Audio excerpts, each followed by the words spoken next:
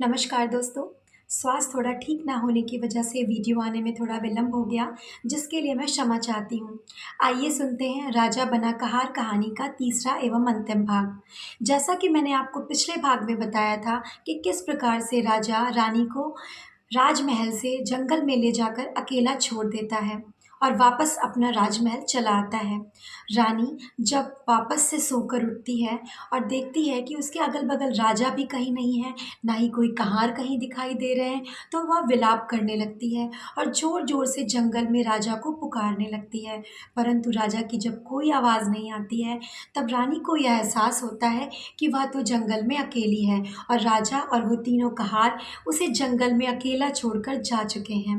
रानी अपने पास रखे हुए पत्र को उठाती है और उस पत्र को पढ़ती है, जिसमें राजा ने लिखा था कि अब तुम स्वतंत्र हो, तुम जहाँ चाहे वहाँ जा सकती हो। तब रानी को यह एहसास होता है कि राजा ने अपनी स्वेच्छा से उसका त्याग कर दिया है। तब रानी सोचती है कि ठीक है, अब मेरे इस विलाप करने का कोई प्रयोजन नहीं है, मुझे अपने इस आने वाले बच्चे की चिंता करनी चाहिए। तब रानी हिम्मत करती है और साहस जुटाकर जंगल में बढ़ जाती है। आगे बढ़ते-बढ़ते रानी को रास्ते में एक पगडंडी वाला रास्ता दिखाई देता है और उसी रास्ते की तरफ चलते-चलते रानी बहुत आगे निकल जाती है, बट उसे चारों तरफ केवल सुनसान जंगल के कुछ नहीं दिखाई देता। लेकिन रानी, वो तो एक माँ थी, अब उसे अपने बच्चे की रक्षा जो करनी थी, वह हिम्मत नहीं हारती है और वह भूखे-प्यासे उसी जंगल में चलती जाती है।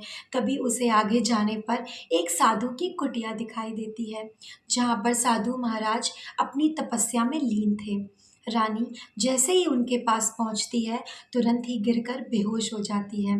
साधु महाराज रानी को उठाते हैं और उसका उपचार करते हैं, फिर उससे इस घने जंगल में आने का प्रयोजन पूछते हैं। तब रानी उन्हें अपनी सारी आपबीती कह सुनाती है। तब महाराज बोलते हैं कि बेटा, तुम्हें चिंता करने की कोई ज़रूरत नहीं है, आज से तुम इसी कुटिया में मेरे साथ रहोगी। मेरी कोई संतान तो नहीं है, इसीलिए तुम एकदम मेरी बेटी की भांति मेरे साथ इसी कुटिया में रहोगी और इसी कुटिया में रहकर अपने बच्चे को जन्म दोगी। 9 महीने बाद रानी के गर्भ से एक बहुत ही सुंदर पुत्र का जन्म होता है। रानी अत्यंत खुश होती है और साधु महाराज भी बहुत ही प्रसन्न हो जाते हैं। साधु महाराज और रानी के सानिध्य में धीरे-धीरे बच्चा दूज की चाँद के भांति सुंदर होकर बढ़ने लगता है। बच्चा इतना सुंदर और इतना बुद्धिमान था कि सभी उसकी बुद्धिमत्ता के कायल थे। उसके बाद धीरे-धीरे समय बीतता जाता है। देखते-देखते वह बालक 12 वर्ष की आयु का हो जाता है। बट मैं आपको ये बताना तो भूल गई थी कि साधु महाराज ने उस बालक का नाम विशाल रखा। उसके बाद समय बीतने के पश्चात जब बालक गुरुकुल पढ़ने के लिए जाता है, तो वहाँ पर उसके जितने भी सखा थे, वह सब उससे हमेशा यही प्रश्न पूछते हैं कि विशाल, तुम्हारे पिता का क्या नाम है? परंतु विशाल को अपने पिता का नाम नहीं पता था, तो वह साधु महाराज का नाम ही बता देता है और बोलता है कि साधु महाराज ही मेरे पिता हैं, क्योंकि उन्होंने ही मुझे पाला पोसा है। परंतु जब वह घर आकर अपनी माता से यह प्रश्न पूछता है कि हे माता, आप मुझे मेरे पिता का नाम क्यों नहीं बतलाती हैं? तब माता बोलती हैं कि हाँ हाँ ठीक है, एक दिन मैं तुम्हें तुम्हारे पिता का नाम अवश्य बतलाऊंगी। परंतु बालक हठ करता है कि नहीं माता, आप मुझे मेरे पिता का नाम बताइए। परंतु माता श्यामा देवी उसे बार बार किसी न किसी बहाने से टाल देती हैं। समय बीतता जाता है, बालक बड़ा होता रहता है और उसके मन में अपने पिता का नाम जानने की इच्छा ज्यों क्यों त्यों बनी रहती है। एक दिन यह समय भी आता है जब साधु महाराज शैया पर पड़ जाते हैं और उनका मृत्यु का समय निकट आ जाता है। जब साधु महाराज को यह लगता है कि अब वह ज़्यादा दिन नहीं बचने वाले हैं, तब वह श्यामा देवी को और विशाल को अपने पास बुलाते हैं और बोलते हैं कि बेटा, अब मेरा अंतिम समय आ चुका है, तो मैं तुम्हें अपनी मृत्यु से पहले कुछ देना चाहता हूँ। और साधु महाराज अपनी पलंग के नीचे से रखे हुए 2 चीज़ें निकालते हैं। पहली चीज़ थी एक कपड़े की बनी हुई थैली और दूसरा था एक तीर। थैली थमाते वक्त वह श्यामा देवी से कहते हैं, उन्होंने कहा, बेटी श्यामा, यह थैली कोई साधारण थैली नहीं है, यह मंत्र थैली है जिसे मैंने बहुत ही कठिन साधना के बाद अपने गुरु से प्राप्त किया था। इसकी विशेषता यह है कि इसमें रखा हुआ धन कभी भी समाप्त नहीं होता। इस थैली से दिन में एक बार तुम जितना भी चाहो उतना धन प्राप्त कर सकती हो। और यह तीर भी कोई साधारण तीर नहीं है। इस तीर की यह विशेषता है कि इसका लक्ष्य कभी भी चूकता नहीं है। धनुष पर चढ़ाकर जिस पर भी तुम इसे लक्ष्य कर छोड़ोगे यह तीर उसे जरूर भेद डालेगा, फिर चाहे वह लक्ष्य कितना ही भारी एवं विशाल क्यों ना हो। ये दोनों चीज़ें श्यामा और विशाल को सौंपकर साधु महाराज ने अपना शरीर त्याग दिया। साधु महाराज के ब्रह्मलीन हो जाने के बाद माँ बेटे दोनों पर तो जैसे पहाड़ ही टूट पड़ा। वो दोनों अपने आप को असहाय सा महसूस करने लग गए। फिर जब दोनों कुछ सामान्य हुए तो उन्हें अपने कर्तव्य का भान हुआ। उन्होंने साधु महाराज के लिए एक चिता तैयार की और उनका शव दाह कर उनका अंतिम संस्कार किया। साधु महाराज की मृत्यु के बाद माँ बेटे दोनों का मन उस आश्रम से उचाट हो चुका था। अतः उन्होंने राजा विष्णुदत्त के नगर के ही समीप एक बस्ती में एक मकान खरीदा और उसी में रहने लगे। इस प्रकार उस मकान में रहते हुए उन्हें 5 वर्ष बीत गए। इतनी कहानी सुनाकर गंगाराम पटेल जी कुछ देर के लिए रुके और फिर आगे बोले, बुलाकी, अब तू राजा विष्णुदत्त के बारे में नहीं जानना चाहेगा कि उनका इतने वर्षों में क्या हुआ? श्यामा की अनुपस्थिति में रानी मझली रानी का क्या हुआ और छोटी रानी का क्या हुआ? तब बुलाकी जी कहते हैं, हाँ महाराज, मेरे मन में काफ़ी देर से उत्सुकता थी कि आखिर इतने वर्षों में महाराज और मझली रानी और छोटी रानी के साथ क्या क्या हुआ। तब गंगाराम पटेल जी कहते हैं कि श्यामा की अनुपस्थिति में मछली रानी ने जैसे कोई मोहनी ही डाल दी हो महाराज पर। महाराज जैसा रानी कहती बस वैसा ही करते। वो जो कुछ भी मांगती वह सब कुछ उसे लाके दे देते। परंतु इन सब की वजह से उन्होंने अपनी छोटी रानी सोमवती की तरफ से भी अपना मुख मोड़ लिया था। राजा का तो ये हाल हो गया था कि राजा ने दरबार तक जाना बंद कर दिया था। उनके राज दरबार के सारे कार्य केवल उनके मंत्री संभाल रहे थे। अब पूरा दिन वह रानी ज्ञानवती के कक्ष में पड़ा रहता। यह सब देखकर जो सबसे छोटी रानी सोमवती थी वह बहुत ही कुढ़ती रहती थी, क्योंकि राजा ने उसे इतनी बुरी तरीके से उपेक्षित जो कर दिया था। बुलाकी कहावत है ना कि सब्र की भी एक सीमा होती है। राजा द्वारा की गई उपेक्षा से सबसे छोटी रानी सोमवती के सब्र का बांध टूट गया और उसका अपने ही राज्य के रक्षा मंत्री से प्रेम संबंध हो गया। राज्य का रक्षा मंत्री एक बहुत ही महत्वाकांक्षी व्यक्ति था। रानी के सहयोग से उसने राजमहल की बहुत सारी अंतरंग बातें जान ली और अब वो राज्य को हथियाने का षड्यंत्र करने लगा।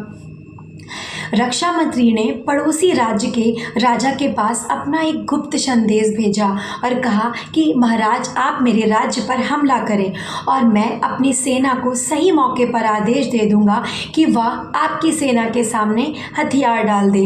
इस प्रकार यह राज्य शीघ्र ही आपके अधिकार में आ जाएगा और हम दोनों मिलकर इस राज्य को आधा आधा बांट लेंगे। पड़ोसी राजा ने विष्णुदत्त के रक्षा मंत्री का यह प्रस्ताव सहर्ष स्वीकार कर लिया। फिर एक दिन उचित अवसर जानकर उसने विष्णुदत्त के राज्य पर हमला कर दिया। पड़ोसी राजा विष्णुदत्त के रक्षा मंत्री ने तो पहले ही सोच लिया था कि वह जब भी हमला होगा वह तुरंत अपने सैनिकों से हथियार डलवा देगा, क्योंकि उसके मन में तो अब लालच आ चुका था। अब जब दूसरे राज्य ने हमला कर दिया उस समय राजा रानी ज्ञानवती के कक्ष में शयन कर रहे थे। अब उनके पास एक प्रहरी आया और उसने महाराज को सूचना दी कि हे अन्नदाता, गजब हो गया, पड़ोसी राज्य ने हम पर हमला बोल दिया। नगर में अफरा तफरी मच गई है, लोग नगर छोड़कर भाग रहे हैं। यह सुनकर राजा कुछ क्षण के लिए रुका। उसके बाद उसे लगा कि यह उसने क्या कर दिया। वह तुरंत उठा और युद्ध लड़ने के लिए तैयार हो गया। उसने आनन फानन में अपनी सेना तैयार की और दुश्मन के सामने जा डटा। दोनों सेनाएं एक दूसरे के साथ भिड़ गईं। भयंकर मार काट हुई, लेकिन कुछ ही समय बाद युद्ध का दृश्य बदल गया। पूरी योजना अनुसार राज्य के रक्षा मंत्री ने जाकर राजा के सेनापति को आदेश दिया कि सेनापति, तुम व्यर्थ ही अपने सैनिकों को मरवा रहे हो। तुम जाओ और अपने सैनिकों को बोलो कि वह हथियार डाल दें। तब सेनापति बोलता है, नहीं मंत्री जी, मैं एक सैनिक हूँ, मैं और मेरी सेना जीते जी हथियार नहीं डाल सकती। हम लोग देशभक्त हैं। शत्रु हमारी लाशों से होकर गुजरेंगे तभी उन्हें हमारा राज्य मिल पाएगा, वरना मैं कभी भी अपने हथियार नहीं त्यागूंगा। अब रक्षा मंत्री क्या करे, उसने तो वादा किया था दूसरे देश के राजा से। तब उसने बोला कि तुम एक मामूली से सेनापति होकर मुझे कैसे मना कर सकते हो। मैं इस राज्य का रक्षा मंत्री हूँ, सारी सेना मेरे अधीन है, अतः मैं तुम्हें आदेश देता हूँ कि तुम अपने सैनिकों को हथियार डालने के लिए बोलो। अब सेनापति मजबूर हो गया, उसने अपने सैनिकों को आदेश दिया और सारे सैनिकों ने शत्रुओं के सामने अपने हथियार डाल दिए। इधर दूसरे छोर पर महाराज भी युद्ध कर रहे थे। जब उन्होंने अपने सैनिकों को हथियार डालते देखा तो उन्हें बहुत आश्चर्य हुआ, लेकिन इससे पहले कि वह अपनी सेना को शत्रुओं को खदेड़ने के लिए कुछ कह पाते, शत्रुओं ने आकर के उनको चारों तरफ से घेर लिया और उन्हें बंदी बनाने का प्रयास करने लगे। तभी शत्रुओं की भीड़ को चीरता हुआ एक युवक महाराज के सामने आकर खड़ा होता है और वह महाराज से कहता है कि महाराज, आपने अपने अस्त्र क्यों डाल दिए? आप अपने धनुष उठाइए और युद्ध करिए। परंतु महाराज अत्यंत आश्चर्यचकित होकर उस युवक को देखते हैं और बहुत ही स्तब्ध रह जाते हैं। वो ये सोचते हैं कि मेरी सेना जिसने हथियार डाल दिए और उनके मुंह से एक शब्द भी नहीं फूट रहा है, यह युवक मुझे आकर कह रहा है कि महाराज युद्ध करिए, मैं अकेला अब युद्ध कैसे कर सकता हूँ। युवक ने फिर से बोला, महाराज शस्त्र उठाइए, युद्ध करिए, शत्रु की सेना सर पर आ खड़ी है। परंतु महाराज ने कोई उत्तर नहीं दिया। तब उस युवक ने महाराज से उनका धनुष छीन लिया और उसने पीठ पर लटके हुए अपने थैले से एक तीर निकाला और उस तीर को साध कर शत्रुओं पर छोड़ दिया। उस तीर से एक बार में वो सैकड़ों शत्रुओं को मार गिराता था।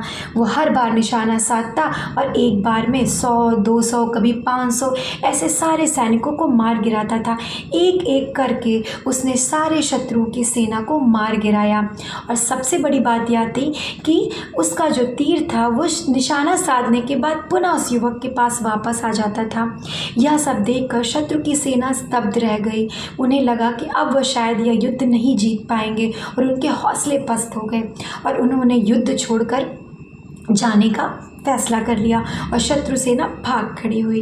अब क्या था, महाराज के तो मानो खुशी का ठिकाना ही नहीं। जिस युद्ध को वह पूरी तरीके से हार चुके थे, वह युद्ध वह जीत चुके थे। और यह सब कुछ किसकी वजह से हुआ था? उस युवक के वजह से। गंगाराम पटेल जी ने बुलाकी से पूछा कि बुलाकी, क्या तुम्हें समझ में आ रहा है कि यह युवक कौन है? तब बुलाकी ने बोला, जी महाराज जी, मैं बिल्कुल समझ गया।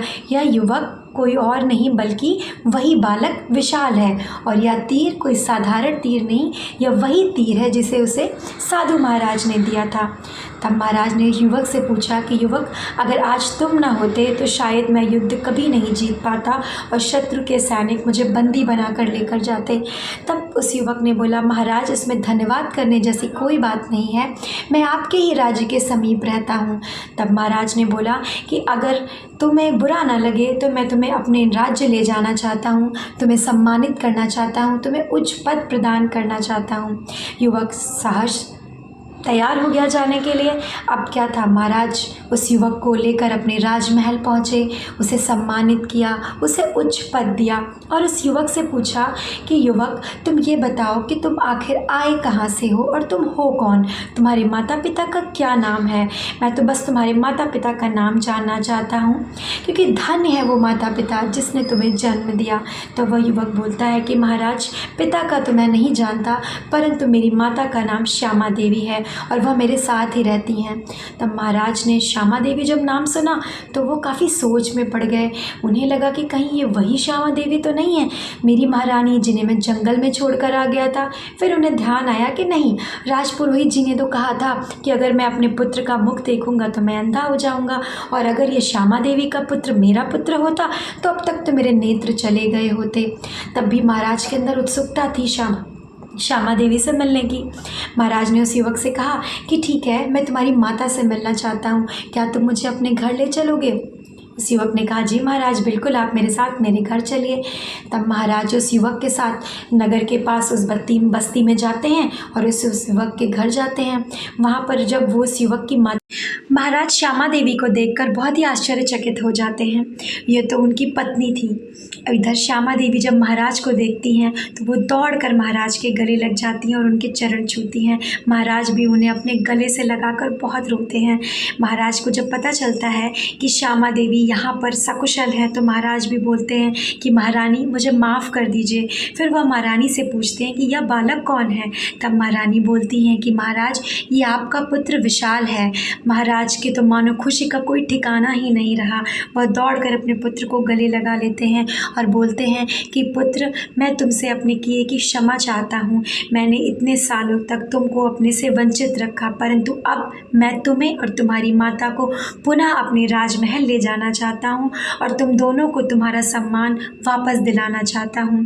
तब विशाल कहता है कि महाराज ठीक है, मैंने आपको क्षमा भी कर दिया और मैं कारण भी नहीं जानना चाहता कि आपने मेरी माता का परित्याग क्यों किया था, परंतु मेरी एक शर्त है। अगर आप उस शर्त को मान लेंगे तो ही आप मेरी माता को और मुझे अपने साथ वापस ले जा सकते हैं। तब महाराज बोलते हैं कि ठीक है, तुम अपनी शर्त बताओ।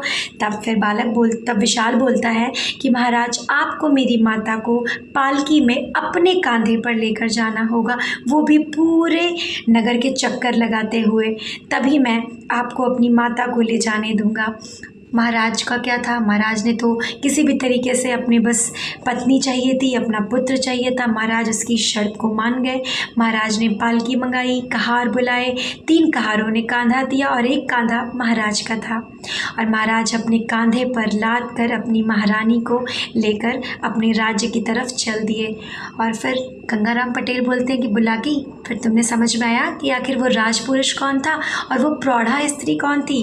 वो प्रौढ़ा स्त्री वही श्यामा देवी थी जिन्हें राजपुरुष अर्थात महाराज विष्णुदत्त अपने कंधे पर लेकर जा रहे थे। और इस प्रकार से वह महाराज ने अपनी पत्नी को और अपने पुत्र को सम्मान सहित अपने राज्य पहुंचाया और उनको उनका सम्मान वापस दिलाया। यह बोलकर गंगाराम पटेल ने बोला कि अब तो तुम्हें इस कहानी का रहस्य समझ आ गया होगा। अब मैं सोता हूँ और तुम भी जाकर थोड़ा आराम कर लो। कहानी यहीं पर समाप्त हुई। अगर आपको कहानी अच्छी लगी है तो प्लीज़ मेरे चैनल को लाइक करिएगा, इस कहानी को शेयर करिएगा और सब्सक्राइब करना मत भूलिएगा मेरे चैनल को। धन्यवाद।